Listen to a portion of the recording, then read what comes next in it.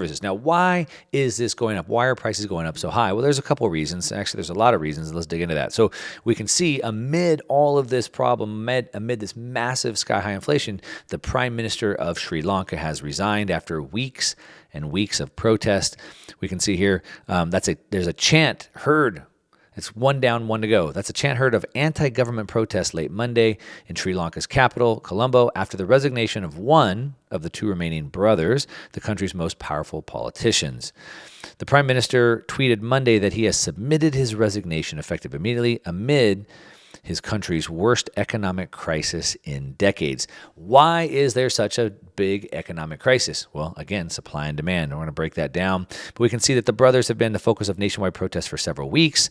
Demonstrators blame them for mismanaging an economic crisis that led to months of fuel and food shortages. We're going to keep hearing that over and over. Fuel and food shortages. Kind of like the United States running out of baby formula.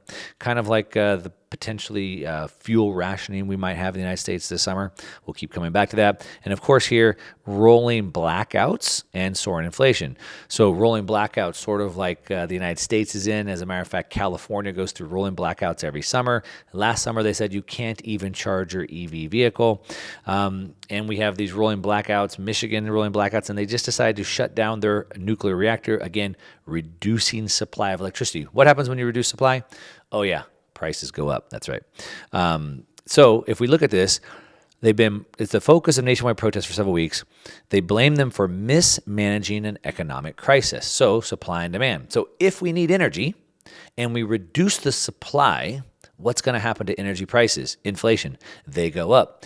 President Joe Biden, first day in office, what does he do? Shut down the oil pipelines, shut down the oil permits. What does that do? That reduces the supply of energy. In California, we had three nuclear reactors.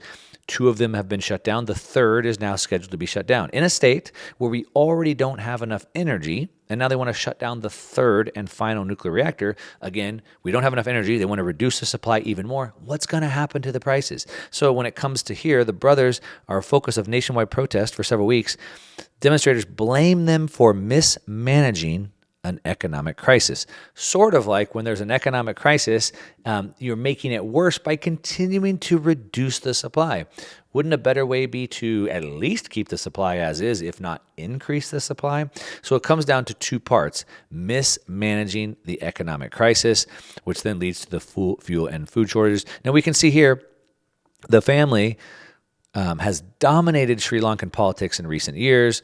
The brothers have been around for a long time in parliament since 1970, previously served as president for a decade, prime minister twice. His younger brother was elected president in 2019. He was previously secretary of defense. So this family has been in politics for over 50 years, controlling what's going on and mismanaging. Now what's happening? Well, people are now protesting in the streets, burning down buildings. Why? Because they can't feed their families and they don't have energy. Food and energy. You're going to keep hearing about that as we break this down. Now, there's a new prime minister that's come in right here, and he went straight to Twitter, kind of like President Donald Trump, going straight to Twitter and talking directly to the people. And he says right here, there's a lot to be done and undone.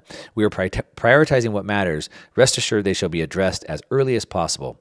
All right, so whatever he's going to do, he's going to figure out how to get more fuel and energy and food. It's the one thing the central banks are powerless to do. They can print more money, but they can't print more energy and food. Now,